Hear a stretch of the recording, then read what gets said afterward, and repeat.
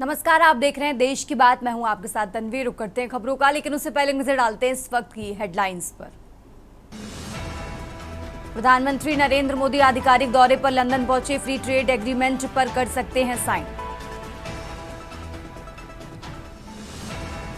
संसद मानसून सत्र का चौथा दिन आज पहलगाम ऑपरेशन सिंदूर बिहार वोटर लिस्ट मामले पर हंगामे के आसार। बीते 3 दिन सदन स्थगित हुआ। नए उपराष्ट्रपति के लिए थावरचंद गहलोत ओम माथुर का नाम। निर्वाचन आयोग ने चुनाव की तैयारी की शुरू। 6 महीने राशन नहीं लेने पर राशन कार्ड होगा रद्द। घर घर जाकर जांच होगी। केंद्र सरकार ने राज्यों से सख्ती से पालन करने को कहा। दिल्ली एयरपोर्ट पर टेक ऑफ से पहले प्लेन में खराबी। स्पीड दिखाने वाली स्क्रीन बंद हुई। मुंबई जा रही एयर इंडिया एक्सप्रेस की फ्लाइट रोकी गई। हिमाचल में लैंडस्लाइड, 345 सड़कें बंद। अब तक 133 की मौत, 34 लापता। आप देख रहे हैं के न्यूज, खबरों का सारथी। और चलिए अब रुक करते हैं खबरों का और शुरुआत करते हैं देहरादून की खबर से। देहरादून से बड़ी खबर आपको बता रहे हैं, जहां पंचायत चुनाव के प्रथम चरण के लिए मतदान जारी है। तो त्रिस्तरीय पंचायत चुनाव में 6049 पदों के लिए आज मतदान हो रहा है। ये बड़ी खबर आपको देहरादून से बता रहे हैं, जहां पंचायत चुनाव में 49 विकास खंडों के लिए वोटिंग सुबह से जारी है। आपको बता दें 26 लाख मतदाता आज अपने मताधिकार का प्रयोग कर रहे हैं। 17,829 प्रत्याशियों के भाग्य का आज फैसला होगा। तो बड़ी खबर आपको बता रहे हैं, जहां सुबह 8 बजे से शाम 5 बजे तक मतदान होगा। 8 बजे से वोटिंग शुरू हो चुकी है और वोटिंग लगातार जारी है। शाम 5 बजे तक वोटिंग का सिलसिला जारी रहेगा। तो बड़ी खबर आपको बता रहे हैं देहरादून से। वहीं सुरक्षा व्यवस्था को लेकर पुलिस प्रशासन भी अलर्ट है। तो देहरादून से खबर आपको बता रहे हैं, जहां पंचायत चुनाव के लिए आज प्रथम चरण का मतदान हो रहा है। त्रिस्तरीय पंचायत चुनाव में 6049 पदों के लिए आज मतदान है। पंचायत चुनाव में 49 विकास खंडों के लिए आज वोटिंग जारी है। तो 26 लाख मतदाता आज अपने मताधिकार का प्रयोग कर रहे हैं। ये बड़ी खबर आपको बता रहे हैं, जहां 17,829 प्रत्याशियों के भाग्य का फैसला आज वोटर्स करेंगे। सुबह 8 बजे से वोटिंग शुरू हो चुकी है और शाम 5 बजे तक वोटिंग का सिलसिला जारी रहेगा। बात करें सुरक्षा व्यवस्था की, तो पुलिस प्रशासन पूरी तरह से अलर्ट है। देहरादून से बड़ी खबर आपको बता रहे हैं, जहां आज पंचायत चुनाव के लिए प्रथम चरण का मतदान हो रहा है। 8 बजे से वोटिंग शुरू हुई है। वोटिंग लगातार जारी है। 5 बजे तक ये सिलसिला जारी रहेगा। त्रिस्तरीय पंचायत चुनाव में 6049 पदों के लिए आज वोटिंग हो रही है। तो पंचायत चुनाव में 49 विकास खंडों में मतदान हो रहा है। ये बड़ी खबर आपको बता रहे हैं, जहां 26 लाख मतदाता अपने मताधिकार का आज प्रयोग कर रहे हैं। तो सुबह 8 बजे से वोटिंग शुरू हो चुकी है, लगातार जारी है। शाम 5 बजे तक वोटिंग जारी रहेगी। तो देहरादून से बड़ी खबर आपको बता रहे हैं, जहां पंचायत चुनाव के प्रथम चरण के लिए मतदान आज जारी है।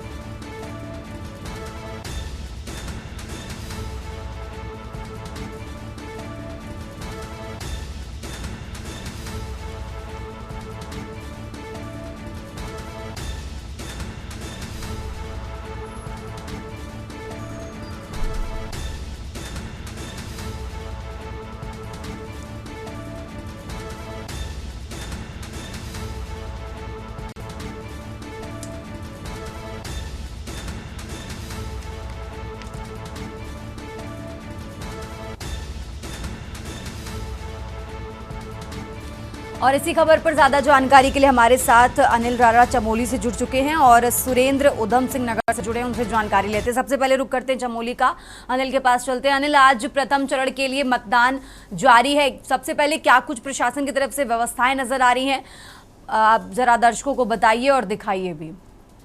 अनिल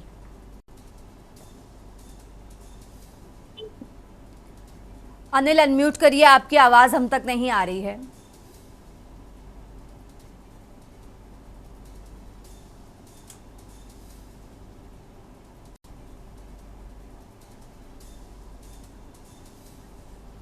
जी जी अनिल बोलिए। जी। आज जो पहले चरण का मतदान है उसमें करीबन 1,04,715 मतदाता यहाँ पे अपने मताधिकार का प्रयोग करने जा रहे हैं।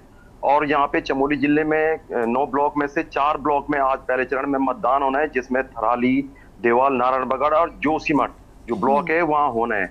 और आप देख सकते हैं कि मौसम भी पहाड़ों में आजकल, क्योंकि बारिश के दिन है, फिलहाल मौसम यहाँ पे ठीक है। और प्रशासन की पूरी तैयारियां हैं, जो निर्वाचन आयोग है उनकी पूरी तैयारियां हैं कि मतदान को लेकर के अच्छे ढंग से मतदान किया जाए। और साथ ही 91 जो क्षेत्र पंचायत सदस्य है उन सीटों पे मतदान होना है। 9 जिला पंचायत की सीटें हैं, उन पे मतदान होना है। साथ ही 200 जो 32 ग्राम प्रधान है वो चुने जाएंगे। समाज कल्याण विभाग द्वारा भी यहाँ पे तैयारी की गई है। आशा, आंगनवाड़ी जो कार्यकर्ती हैं और जो एनसीसी के कैडेट हैं वो दिव्यांगजन होंगे, जो बुजुर्ग होंगे, 80 साल के से ऊपर के जो व्यक्ति होंगे मतदान करने के लिए जाएंगे, उनको वो मतदान स्थल तक पहुंचाने का काम करेंगे। यहाँ पे पूरी तरह से मदद करेंगे और मतदान को सुचारू करने में यहाँ पे अपना सहयोग करेंगे।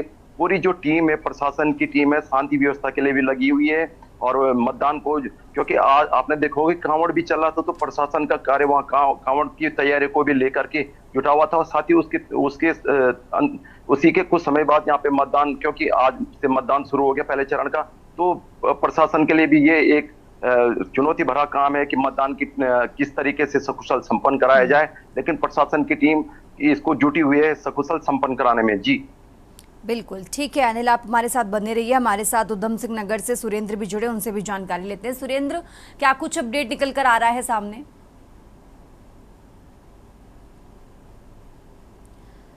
सुरेंद्र अनम्यूट करिए, आपकी आवाज हम तक नहीं आ रही है। जी बिल्कुल, मैं आपको बता देना चाहता हूं कि उधम सिंह नगर में तृतीय स्तरीय पंचायत चुनाव की वोटिंग का पहला चरण की शुरुआत हो चुकी है। मैं इस वक्त मौजूद हूं खटीमा में, मुख्यमंत्री की गृह क्षेत्र में। और यहाँ 9:50 में अपने गृह क्षेत्र में मुख्यमंत्री पुष्कर सिंह धामी पहुंचने वाले हैं। मेरे पीछे देख सकते हैं प्रशासन की आला अधिकारियों की गाड़ी यहाँ पहुंच रही है लगातार। और मुख्यमंत्री यहाँ पहुंचेंगे और अपने ग्राम सभा नगरतराई में वहाँ वोटिंग करेंगे। और यहाँ पर अगर बात करें तो 6 सीटें उधम सिंह नगर की, अगर खटीमा की बात करें तो खटीमा में 6 सीटें जिला पंचायत की हैं, जिसमें करीबन 30 से 40 से लोग जिला पंचायत के लिए प्रत्याशी उठे हुए, कांग्रेस हो चाहे बीजेपी हो। वहीं ग्राम ब्लॉक की बात करें खटीमा की तो 64 ग्राम सभाएं हैं, तो 64 में 300 ग्राम प्रधान व बीडीसी मेंबरों की यहाँ प्रत्याशी की दौड़ में है। और आज इनकी फैसला मत पेटी में बंद हो जाएगा, जो सुबह से वोटिंग की कार्य शुरू हो गया है। और यहाँ पर मुख्यमंत्री अपने सीमित समय पर जो 9:50 का टाइम है वहाँ पहुंचने वाले हैं। और उनको इसको लेकर प्रशासन की पूरी तैयारियां हैं। और बॉर्डर का इलाका, भारत नेपाल सीमा का इलाका है, पूरी तरीके से यहाँ चाक चौबंद है और बॉर्डर को भी सील कर दिया गया है। जी ठीक है, प्रशासन की तरफ से अच्छे इंतजाम किए गए, लेकिन संवेदनशील जो बूथ हैं वहां पर सुरक्षा के कैसे इंतजाम आपको नजर आ रहे हैं? बिल्कुल, मैं आपको बता देना चाहता हूं कि भारत नेपाल सीमा के मद्देनजर देखते हुए कि जो बूथों की संख्या है, जो संवेदनशील बूथ है उन पर सुरक्षा की चाक चौबंद सुरक्षा है। और वहां पर कड़े इंतजाम है प्रशासन के। और प्रशासन पूरी तरीके से चाक चौबंद है, चाहे वो बटालियन एसएसबी की हो, बॉर्डर सीमा फोर्स की पुलिस हो, और चाहे वो पुलिस हो, प्रशासन पूरी तरीके से चाक चौबंद है। जी ठीक है, और हमारे साथ और भी लोग जुड़ेंगे, हम उनसे भी जानकारी लेंगे। तो ये तस्वीरें आपको दिखा रहे हैं। आज उत्तराखंड में पंचायत चुनाव के लिए पहले चरण का मतदान सुबह 8 बजे से शुरू हो चुका है। पंचायत चुनाव में 49 विकास खंडों में मतदान आज है।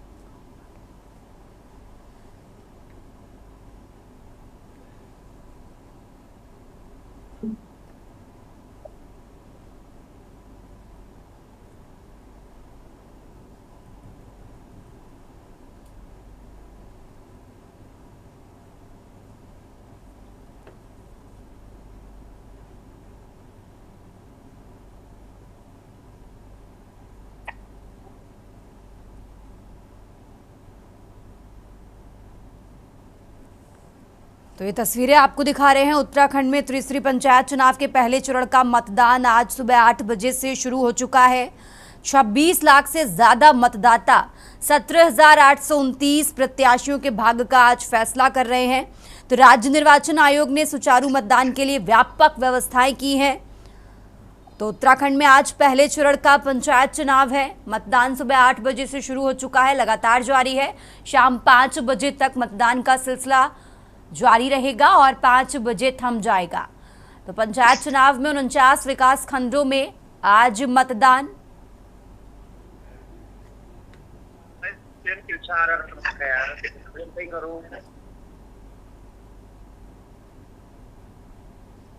तो बड़ी खबर आपको बता रहे हैं, जहां उत्तराखंड में आज त्रिस्तरीय पंचायत चुनाव के पहले चरण का मतदान जारी है। आपको बता दें, ये चुनाव हरिद्वार जिले को छोड़कर राज्य के बाकी 12 जिलों के 49 विकास खंडों में कराया जा रहा है। सुबह 8 बजे से शुरू हुए मतदान की जो प्रक्रिया है वो शाम 5 बजे थम जाएगी। आपको बता दें, 26 लाख से ज्यादा मतदाता 17,829 प्रत्याशियों के भाग्य का आज फैसला कर रहे हैं। तो बड़ी खबर आपको बता रहे हैं, पहले चरण में 17,829 प्रत्याशी चुनावी मैदान में हैं। इसमें बात करें ग्राम पंचायत सदस्य की तो 948 पदों के लिए और 2,247 प्रत्याशी और ग्राम प्रधान के 3,393 पदों के लिए उम्मीदवार अपनी किस्मत आज आजमा रहे हैं। तो इसके अलावा क्षेत्र पंचायत और जिला पंचायत सदस्यों के पदों के लिए भी मतदान हो रहा है। तो बड़ी खबर आपको देहरादून से बता रहे हैं।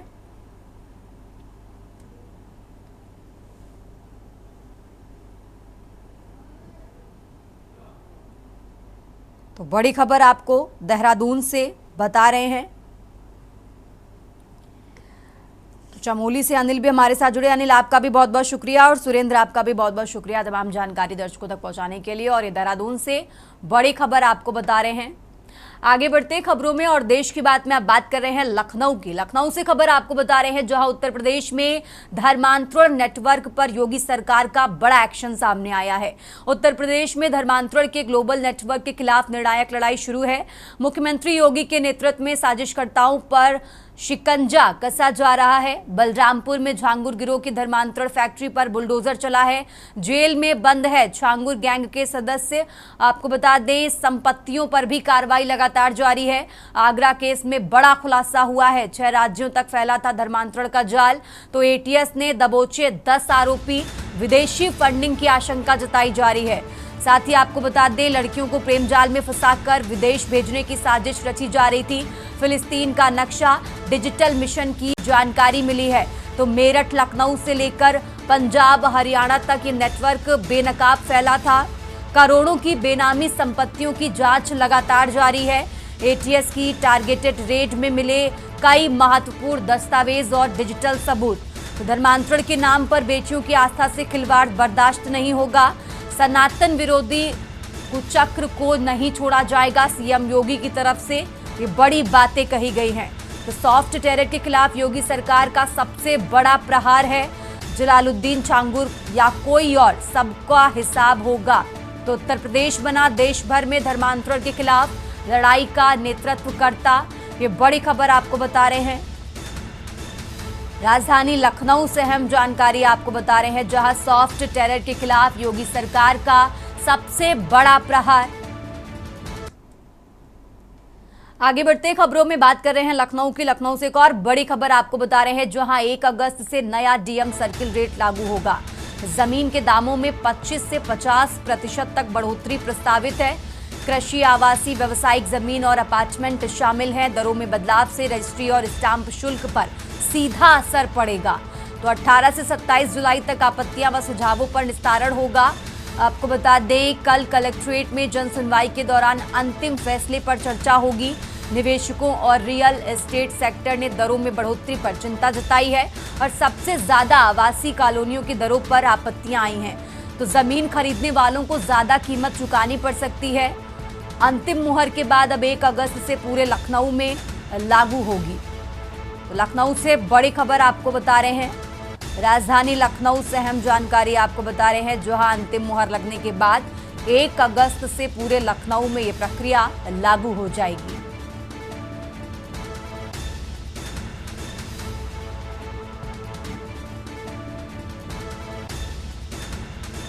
तो 1 अगस्त से नया डीएम सर्किल रेट लागू होगा। लखनऊ से खबर आपको बता रहे हैं, जहां जमीन के दामों में 25 से 50% तक बढ़ोतरी प्रस्तावित है।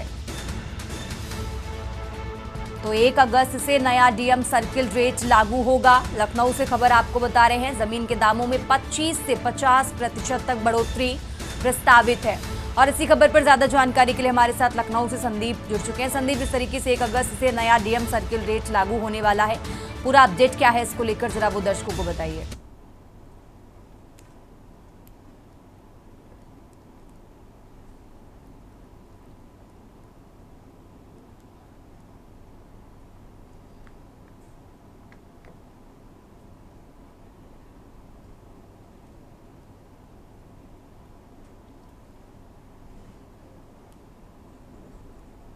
में इसके साथ स्टाम्प की दर जो होगी वो उसका शुल्क जो है सीधा असर पड़ेगा। और लगभग 18 से 27 जुलाई में जो संपत्तियां आई हैं उनके सुझावों का निस्तारण भी किया गया है। तो जब देखा गया है कि नया जो सर्किल रेट है उसके आसपास जो चीजें हैं तो उनके भी रेट बढ़ने तय है, ये माना जा रहा है। क्योंकि जिस तरीके से सर्किल रेट को लेकर के चर्चाएं चल रही थी और ये माना जा रहा था कि जल्द ही इसको लागू किया जाएगा, लेकिन 1 अगस्त से इसे डीएम सर्किल रेट के रूप में इसे लागू किया जाएगा। तो सबसे बड़ी बात यह है कि जो संपत्तियां हैं, कॉलोनियां हैं, उन पर ये रेट जो है वो लागू होगा। ठीक है संदीप, बहुत बहुत शुक्रिया आपका तमाम जानकारी दर्शकों तक पहुंचाने के लिए। और ये लखनऊ से खबर आपको बता रहे हैं, राजधानी लखनऊ से हम जानकारी आपको बता रहे हैं, जहां दरों में बदलाव से रजिस्ट्री और स्टाम्प शुल्क पर सीधा असर पड़ेगा और 1 अगस्त से नया डीएम सर्किल रेट लागू हो जाएगा।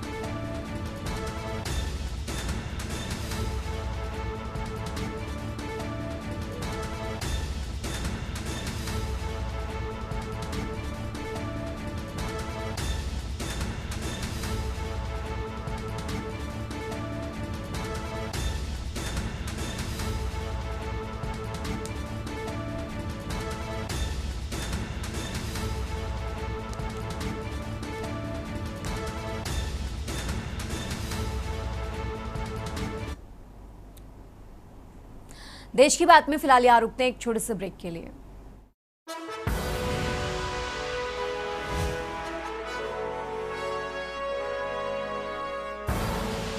आप देख रहे हैं के न्यूज, खबरों का सारथी।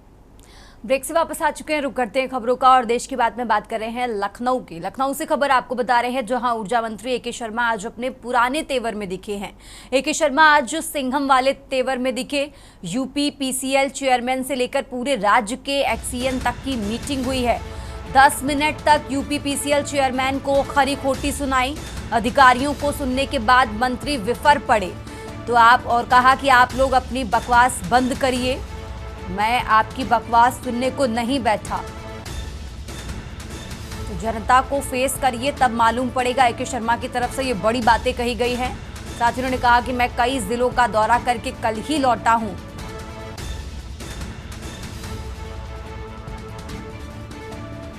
तो एके शर्मा की तरफ से ये बड़ी बातें कही गई हैं। पुलिस से भी खराब काम है आप लोगों का, जो झूठी रिपोर्ट नीचे से आती है वही ऊपर तक आप बताते हो। तो बिजली विभाग कोई बनिया की दुकान नहीं है। एके शर्मा की तरफ से ये कड़ी फटकार लगाते हुए ये बड़ी बातें कही गई। उन्होंने कहा कि सिर्फ बिल के पैसे वसूलने के लिए काम हो रहा, ये एक जनसेवा है, उस हिसाब से बर्ताव करना पड़ेगा।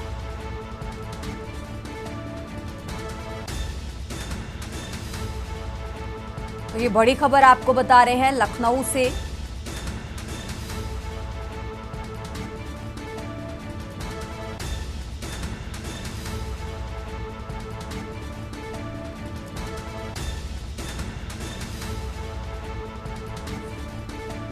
राजधानी लखनऊ से अहम जानकारी आपको बता रहे हैं। ऊर्जा मंत्री एके शर्मा ने कड़ी फटकार लगाई है।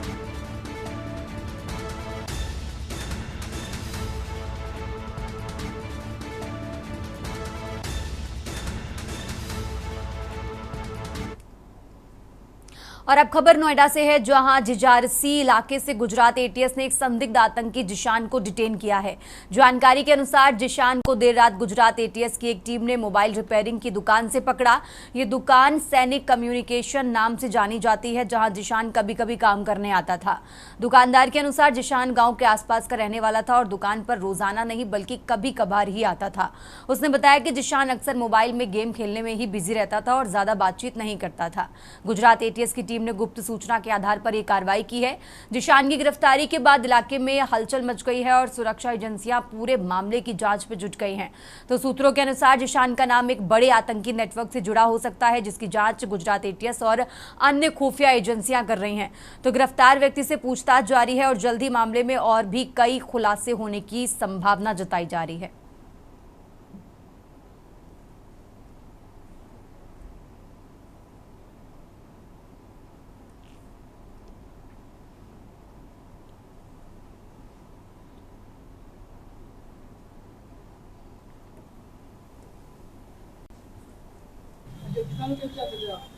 वो हमारी दुकान पे मोबाइल ठीक कराना आया था, यहाँ बैठने लगा, एक दो दफा ज्यादा हमारे क्षेत्र का रहने वाला था, लंडियाने गाँव का। इस वजह से हमारी जान पहचान हो गई। यही बात क्या करता था यहाँ पे? गेम खेलता था, गेम नहीं ऑन कर लिया। बताया तो है कि वो यहाँ पे मोबाइल ठीक कराना आए थे। जब मोबाइल ठीक कराया, बैठ के बाद होने लगी, हमारे क्षेत्र का था, ललियाने गाँव का रहने वाला।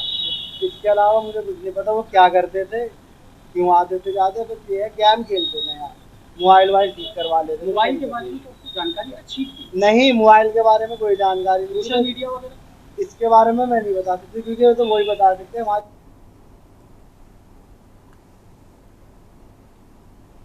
आगे बढ़ते हैं, खबरों में लगातार बात कर रहे हैं लखनऊ की। लखनऊ से एक और खबर आपको बता रहे हैं, जहां पुलिस और बदमाशों के बीच मुठभेड़ हुई है। इंस्पेक्टर अखिलेश की टीम से बदमाशों की मुठभेड़ हुई। शहर भर में लोगों को शिकार बनाने वालों से पुलिस की मुठभेड़ हुई है।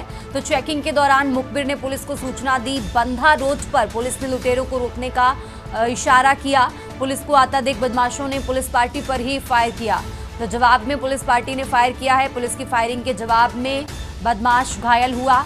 एक बदमाश अंधेरे का फायदा उठाकर फरार हुआ। आपको बता दें, बदमाश फर्रुखाबाद के फतेहगढ़ का निवासी है कुलदीप। तो घायल बदमाश पर गंभीर धाराओं में मुकदमे दर्ज हैं। लखनऊ से खबर आपको बता रहे हैं, जहां पुलिस की जवाबी कार्रवाई में ये बदमाश घायल हुआ। तो राजधानी लखनऊ से खबर आपको बता रहे हैं।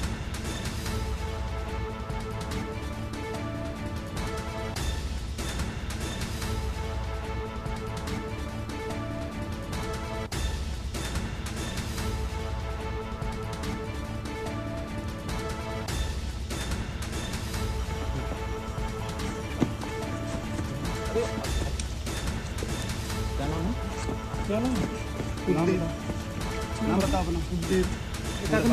राकेश कहाँ गाड़ी 4 दिन पहले इंदिरा नगर बीच के पास महानगर क्षेत्र में एक पॉकेट मारी हुई थी, जिसमें 47,000 रुपये लगभग निकल गए थे। सूचना दिए जाने पे महानगर पुलिस द्वारा तत्काल मुकदमा दर्ज करके इसमें तलाश की गई। DCP सर के स्तर से इसमें 3 टीमें गठित की गईं। सर्विलांस आदि के माध्यम से लगातार चेकिंग की जा रही थी। आज भी जब पुलिस गश्त पे और चेकिंग पर थी नाइट में, तो 2 मोटरसाइकिल पे लोग आते दिखाई दिए और पुलिस ने चेकिंग के लिए आगे बढ़े तो वो उसमें से एक भागने का प्रयास किया, दोनों भागने का प्रयास किए, जिसमें से एक को जब उसने फायरिंग किया तो पुलिस ने अपनी जान बचाने की नीयत से उस पर फायरिंग किया तो उसको पैर में गोली लगी, घायल हो गया और मोटरसाइकिल गिर गई। उसके साथ एक और था जो तो भाग निकला अंधेरे का फ़ायदा उठाकर, और दूसरी मोटरसाइकिल भी अंधेरे का फ़ायदा उठाकर निकल गई। तो खबरों का सिलसिला लगातार जारी है। फिलहाल यहाँ रुकते हैं एक छोटे से ब्रेक के लिए।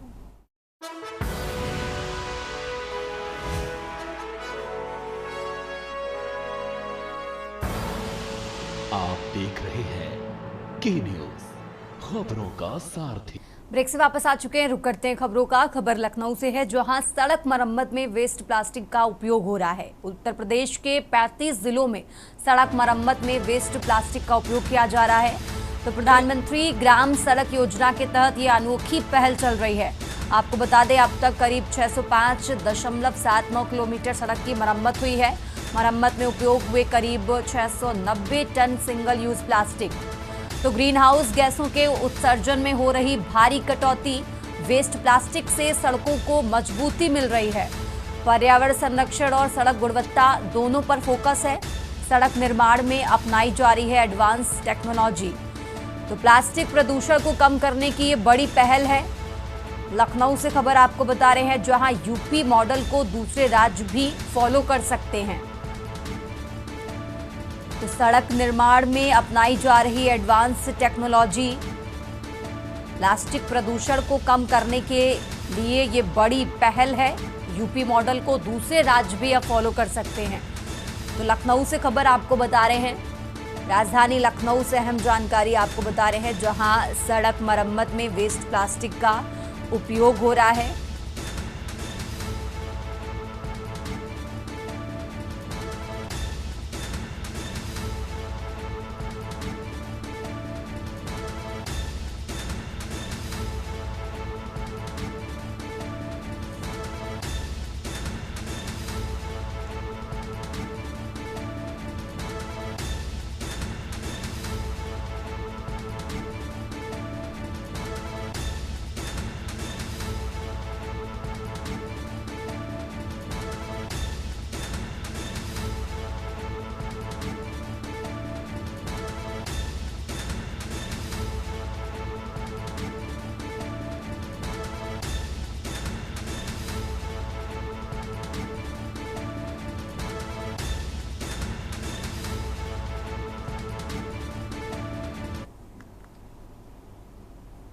और देश की बात में अब बात कर रहे हैं रायबरेली की, जहां एआरटीओ प्रशासन की लापरवाही से हादसा हो सकता है।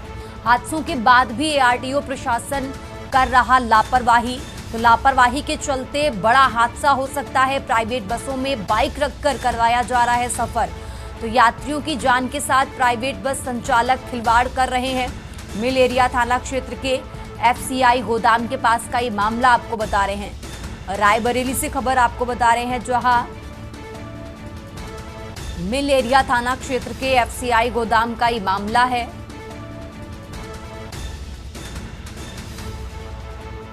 जहां एआरटीओ प्रशासन की लापरवाही से हादसा हो सकता है।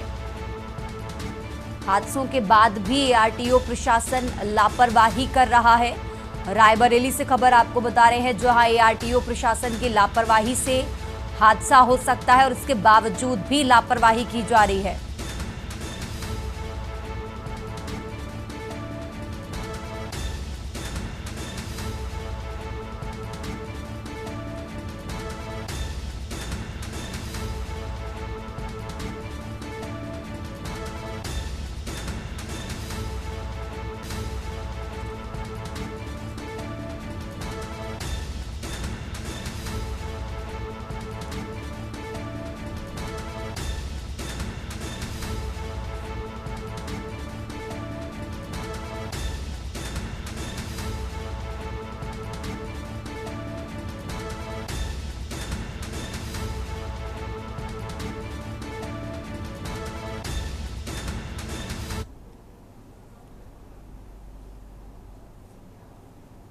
आगे बढ़ते हैं खबरों में, अब बात कर रहे हैं लखनऊ की। लखनऊ से खबर आपको बता रहे हैं, जहां धर्मांतरण नेटवर्क पर योगी सरकार का बड़ा एक्शन सामने आया है।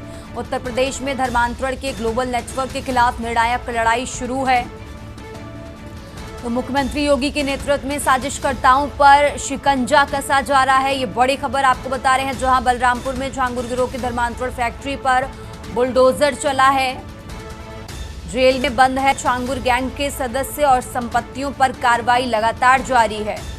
तो आगरा केस में बड़ा खुलासा हुआ है, 6 राज्यों तक फैला था धर्मांतरण का जाल। एटीएस ने दबोचे 10 आरोपी, विदेशी फंडिंग की भी आशंका है। तो लखनऊ से खबर आपको बता रहे हैं, जहां लड़कियों को प्रेम जाल में फंसाकर विदेश भेजने की साजिश रची जा रही थी। फिलिस्तीन का नक्शा, डिजिटल मिशन की जानकारी मिली।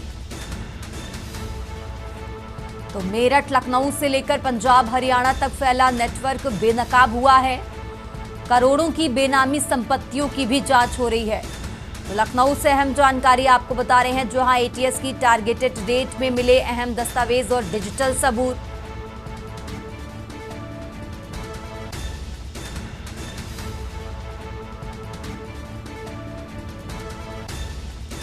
और इसी खबर पर ज्यादा जानकारी के लिए हमारे साथ शिवा शर्मा जुड़ चुके हैं। शिवा, जिस तरीके से धर्मांतरण पर लगातार कार्रवाई जारी है और अभी तक क्या कुछ अपडेट है इस खबर पर आपके पास?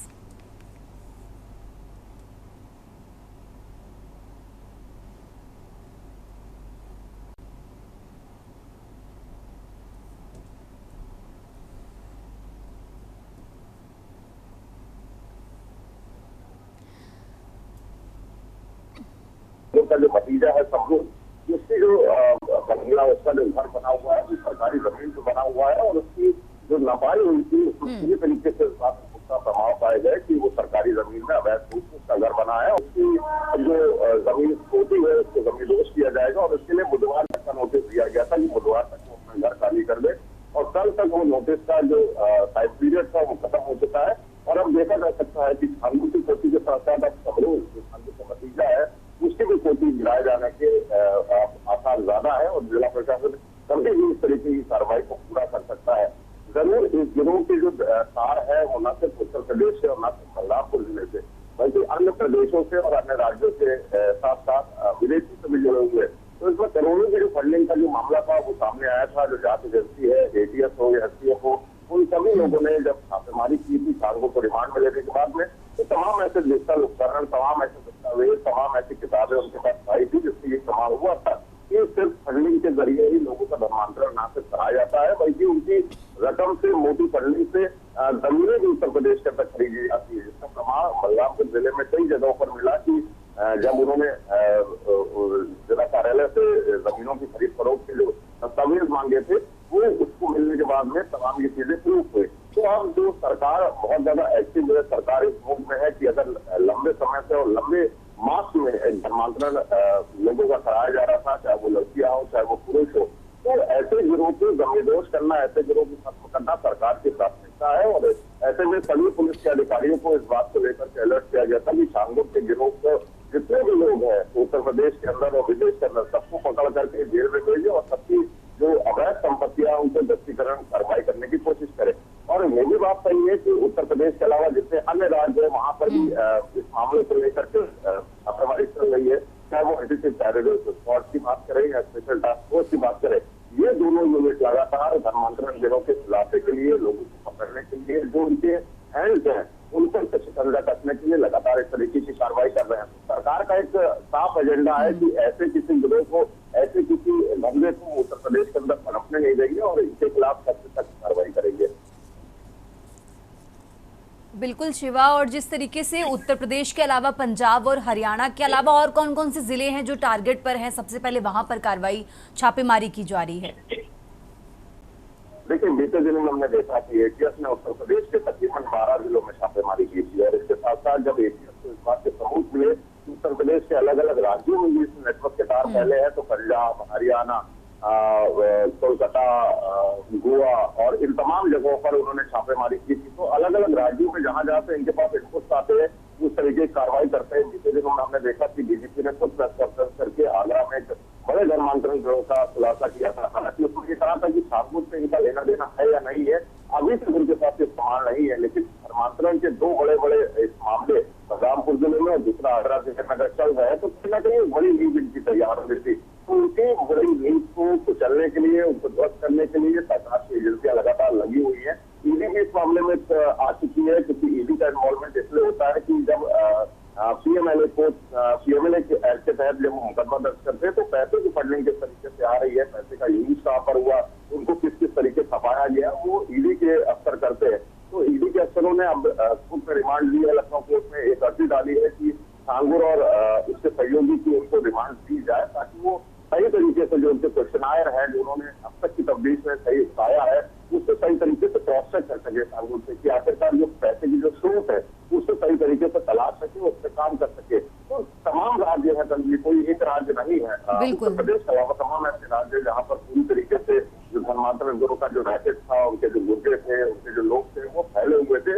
लड़कियों को प्रेम जाल में फंसा करके या उनको पैसे का प्रलोभन दे करके हुए थे, लड़कियों को प्रेम जाल में फंसा करके या उनको पैसे का प्रलोभन दे करके, आदमियों को इस बात का प्रलोभन दे करके कि अभी तक की जो आपकी जिंदगी थी वो बहुत अच्छे से नहीं चल रही थी, और अगर आप इस्लाम धर्म कबूल करते हैं तो आपको पैसे के साथ साथ वो इज्जत, वो शोहरत मिलेगी, जिससे आपकी जिंदगी आगे भविष्य में खुशहाल होगी। तो इस तरीके का प्रलोभन देना एक तरीके से बहुत बड़ा अपराध भी है, और हमें लगता है कि जांच एजेंसियां इस बात के सबूत इकट्ठा करने में लगी हुई है कि जिससे जिससे कि जो कन्विक्शन है कोर्ट में उनका हम बेहतर तरीके से करा सके और उनको सख्त से सख्त सजा दिला सके। तो सरकार का एक तरफ ये भी है कि आप गिरोह पर छापेमारी तो कर ही रहे हैं, लोगों को पकड़ भी रहे हैं, लेकिन लोगों को सजा दिलाने का काम प्रोसिक्यूशन सेल का जो है, जो कन्विक्शन है, जो रेट ऑफ कन्विक्शन है, जो सरकार दावा करती है कि हम कन्विक्शन के जरिए लोगों को सजा दिलाने का काम करेंगे, तो उस पर भी काम हो रहा है कि छांगुर के गैंग के जितने भी लोग गिरफ्तार हो रहे हैं उनको कन्विक्शन के तहत सजा दिलाने का काम भी करे और ऐसे गिरोह के खिलाफ ऐसी सख्त कार्रवाई करे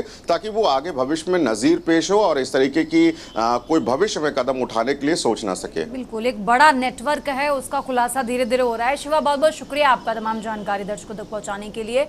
और ये लखनऊ से बड़ी खबर आपको बता रहे हैं, राजधानी लखनऊ से अहम जानकारी आपको बता रहे हैं, जहां धर्मांतरण मामले को लेकर सरकार सख्त है और उत्तर प्रदेश के साथ कई ऐसे राज्य हैं जहां पर लगातार कार्रवाई जारी है। साथ ही उत्तर प्रदेश के कई जिले हैं जहां पर धर्मांतरण को लेकर लगातार छापेमारी चल रही है।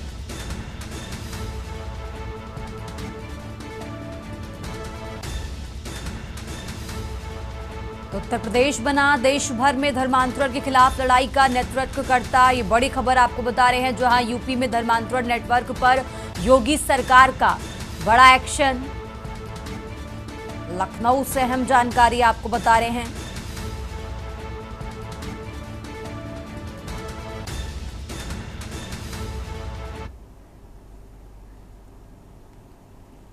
देश की बात में फिलहाल यहां रुकते हैं एक छोटे से ब्रेक के लिए।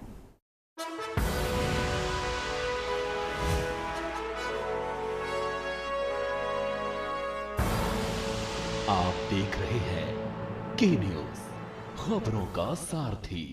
ब्रेक से वापस आ चुके हैं, रुक करते हैं खबरों का और अब बात कर रहे हैं लखनऊ की। लखनऊ से खबर आपको बता रहे हैं, जहां सरोजनी नगर में एक छात्रा से छेड़खानी हुई है।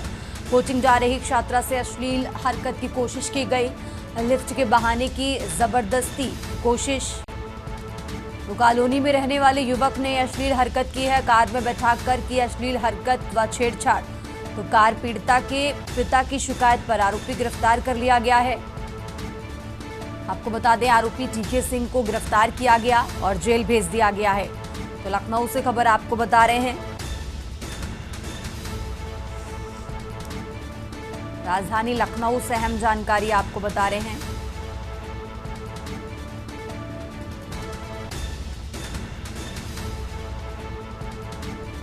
जहां पीड़िता की शिकायत पर आरोपी गिरफ्तार कर लिया गया है। सरोजनी नगर में एक छात्रा से छेड़खानी हुई।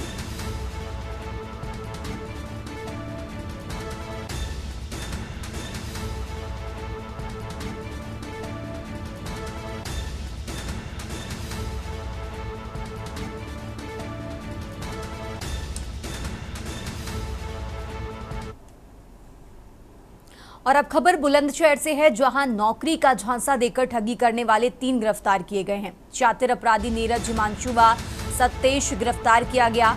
पहासू पुलिस ने गिरफ्तारी की है। एसटीएफ का अधिकारी बताकर नीरज ठगी करता था। अब तक कई बेरोजगारों को अपना निशाना बना चुका है ये गिरोह। आपको बता दें, 18 नियुक्ति पत्र, कॉल लेटर, आधार कार्ड व 6 मोबाइल बरामद किए गए हैं। भारी मात्रा में कूट रचित सरकारी दस्तावेज भी बरामद हुए हैं। तो बुलंदशहर की पहासू पुलिस को बड़ी कामयाबी मिली है। शातिर ठगों को गिरफ्तार करने में सफलता मिली। बुलंदशहर से खबर आपको बता रहे हैं, जहां भारी मात्रा में कूट रचित सरकारी दस्तावेज बरामद किए गए। बुलंदशहर की पहासू पुलिस को बड़ी कामयाबी मिली है। तो 18 नियुक्ति पत्र, कॉल लेटर, आधार कार्ड व 6 मोबाइल बरामद किए गए हैं। शातिर ठगों को गिरफ्तार करने में पुलिस को बड़ी सफलता मिली। बुलंदशहर से खबर आपको बता रहे हैं, जहां बुलंदशहर की पहासू पुलिस को बड़ी कामयाबी मिली है। नौकरी का झांसा देकर ठगी करने वाले गिरोह को पुलिस ने गिरफ्तार किया है।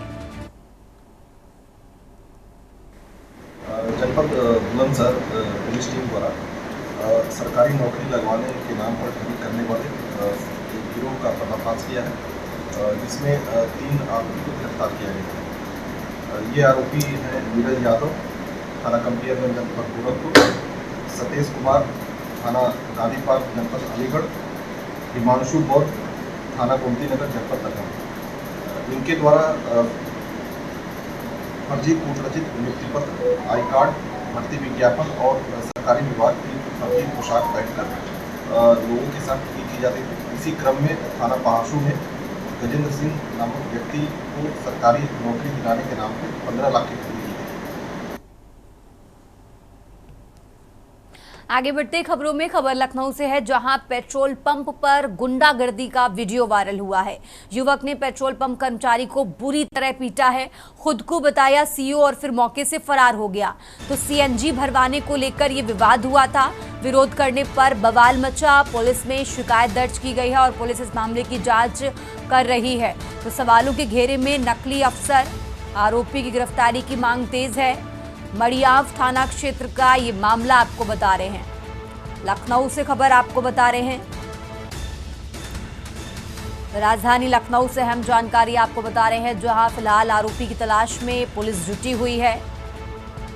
मड़ियाव थाना क्षेत्र का ये मामला है।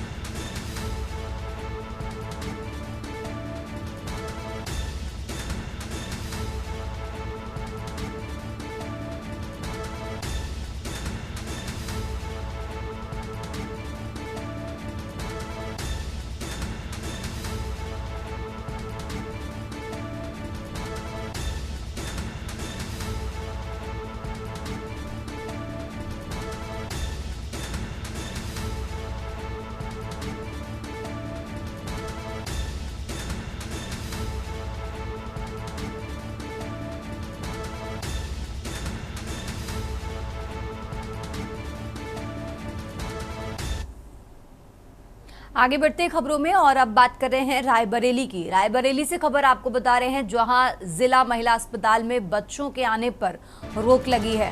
जिला अस्पताल के गेट पर बच्चों के प्रवेश पर बैन है। 28 दिन के ऊपर का बच्चा अब प्रवेश नहीं कर सकेगा।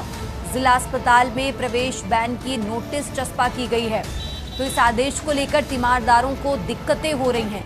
मासूम बच्चों को किसके सहारे छोड़ें, ये बड़ा सवाल है। गेट पर बैठे गार्ड सीएमएस के आदेश का पालन करवा रहे हैं। तो सीएमएस डॉक्टर निर्मला साहू ने ये फरमान जारी किया है। तो सीएमएस के फरमान से गार्डों से तीमारदारों की बहस होती है। तो शहर के जिला महिला चिकित्सालय का ये मामला आपको बता रहे हैं।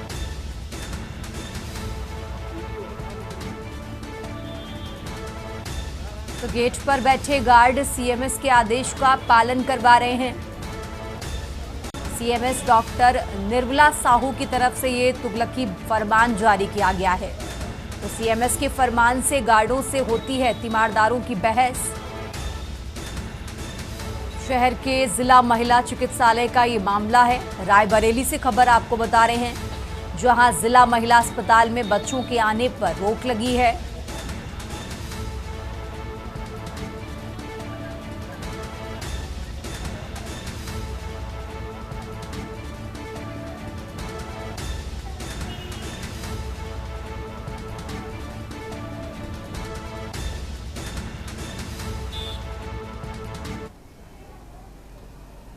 आगे बढ़ते खबरों में खबर लखनऊ से है, जहां पत्रकारपुरम चौराहे पर महिला का हाई वोल्टेज ड्रामा सामने आया है।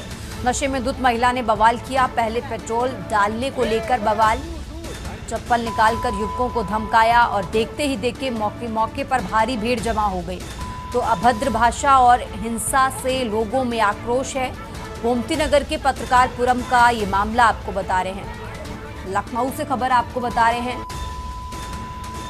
और इसका वीडियो भी वायरल हुआ और वायरल वीडियो भी आपको टीवी स्क्रीन पर दिखा रहे हैं, जहां देखते ही देखते मौके पर भीड़ लगी। अब कर रहे हैं दिल्ली की। दिल्ली से बड़ी खबर आपको बता रहे हैं, जहां केंद्रीय मंत्री अमित शाह नई नीति का ऐलान करेंगे। गृह एवं सहकारिता मंत्री अमित शाह नई नीति का ऐलान करेंगे। राष्ट्रीय सहकारी नीति का ऐलान करेंगे अमित शाह। पूर्व केंद्रीय मंत्री सुरेश प्रभाकर प्रभु की अध्यक्षता में ये नीति बनी है। 2025 से 45 तक भारत के सहकारी आंदोलन पर तैयार की गई है ये नीति से सहकारिता क्षेत्र को पुनर्जीवित करने पर जोर रहेगा। नई नीति आर्थिक सहकारी समितियों को जीवंत बनाएगी।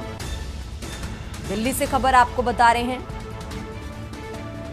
जहां इस नीति से सहकारिता क्षेत्र को पुनर्जीवित करने पर जोर दिया गया है और नई नीति आर्थिक सहकारी समितियों को जीवंत बनाएगी। तो दिल्ली से खबर आपको बता रहे हैं, जहां केंद्रीय मंत्री अमित शाह नई नीति का ऐलान करेंगे। आगे बढ़ते खबरों में खबर फर्रुखाबाद से है, जहां फतेहगढ़ स्थित कलेक्ट्रेट सभागार में आयोजित कार्यक्रम के दौरान जिलाधिकारी आशुतोष कुमार द्विवेदी ने कोविड-19 काल में कार्यरत 38 स्टाफ नर्सों को नियुक्ति पत्र वितरित किए हैं। ये नियुक्ति पत्र जिला स्वास्थ्य समिति से अनुमोदित एजेंसी के माध्यम से आउटसोर्स आधार पर प्रदान किए गए हैं। प्रमुख सचिव चिकित्सा स्वास्थ्य एवं चिकित्सा शिक्षा उत्तर प्रदेश लखनऊ के निर्देशानुसार कोविड महामारी के दौरान कार्यरत अस्थायी अल्पकालिक संविदा या आउटसोर्स मानव संसाधनों को एनएचएम के रिक्त पदों पर समायोजित किया गया है। इसी क्रम में 23 जुलाई को नियुक्ति पत्रों का वितरण किया गया। इस अवसर पर जिलाधिकारी ने सभी स्टाफ नर्सों को अपने कर्तव्यों और दायित्वों का निष्ठापूर्वक निर्वहन करने के निर्देश दिए। उन्होंने कहा कि स्वास्थ्य सेवाओं में उत्कृष्टता और संवेदनशीलता दोनों आवश्यक है। कार्यक्रम में अपर मुख्य चिकित्सा अधिकारी डॉक्टर रंजन गौतम और कोविड नोडल अधिकारी डॉक्टर सर्वेश कुमार यादव समेत कई अधिकारी मौजूद रहे।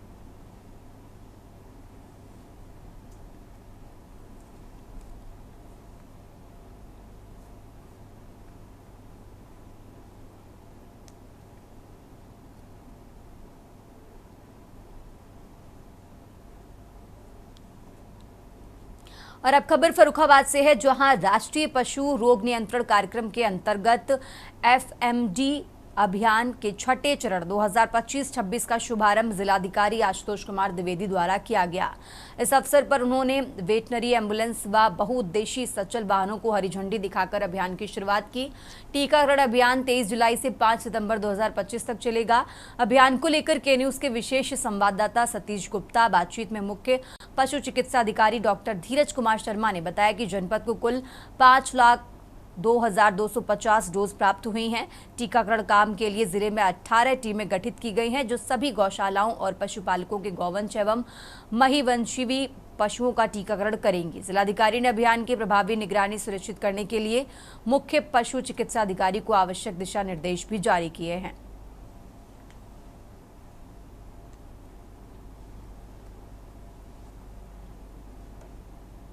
देश की बात में फिलहाल इतना ही। आप देखते रहिए के न्यूज इंडिया।